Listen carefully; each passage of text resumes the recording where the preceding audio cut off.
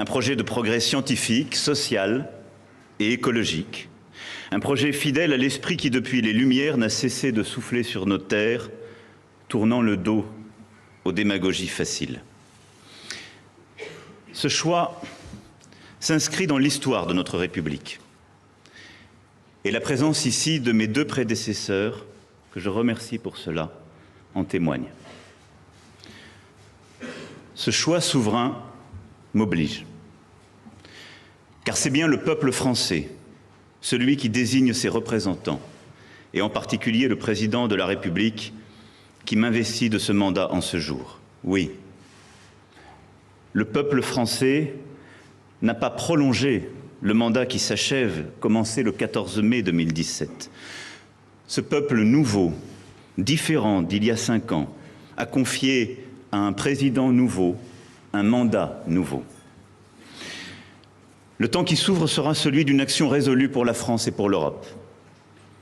Agir d'abord pour éviter toute escalade suite à l'agression russe en Ukraine, aider la démocratie et le courage à l'emporter, bâtir une nouvelle paix européenne et une nouvelle autonomie sur notre continent.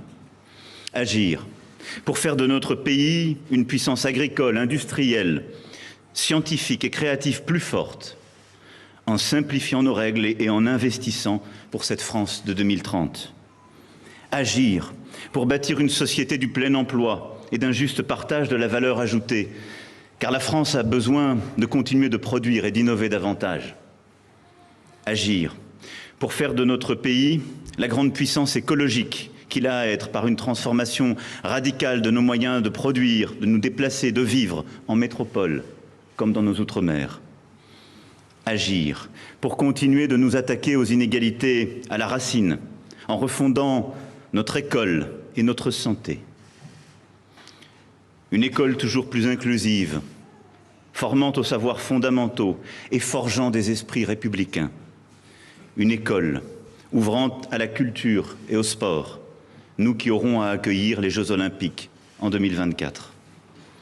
Une santé accessible partout sur le territoire, en formant, en améliorant les conditions de travail et en prévenant mieux les maladies.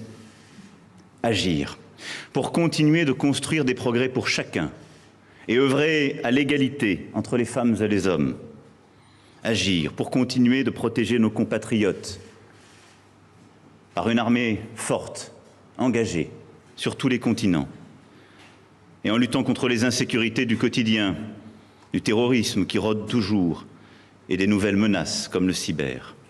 Agir enfin pour réunir, rassembler nos territoires, des ruralités aux quartiers populaires, des métropoles à nos outre-mer. Oui, agir sans relâche, avec un cap, celui d'être une nation plus indépendante, de vivre mieux et de construire nos réponses françaises et européennes aux défis de notre siècle. Cette action, nous le savons tous, s'inscrit à un moment de la vie de notre nation où les peurs sont là, nombreuses, autant que les fractures. Agir ne signifiera donc pas administrer le pays, enchaîner des réformes comme on donnerait des solutions toutes faites à notre peuple. L'action, en ces temps, est jumelle du rassemblement, du respect, de la considération, de l'association de tous. C'est pourquoi il nous faut, tous ensemble, inventer une méthode nouvelle, loin des rites et chorégraphies usées, par laquelle nous pourrons seuls bâtir un nouveau contrat productif, social et écologique. Car rassembler et pacifier ne saurait signifier accepter de ne plus rien faire ou oublier nos responsabilités.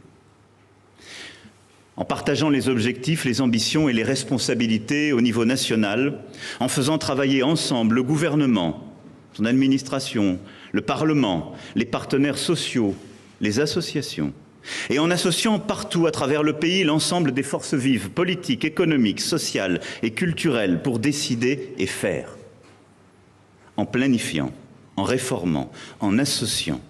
Je suis sûr que notre pays peut, en même temps, décider de grandes ambitions nationales et libérer la créativité et les initiatives partout dans le pays.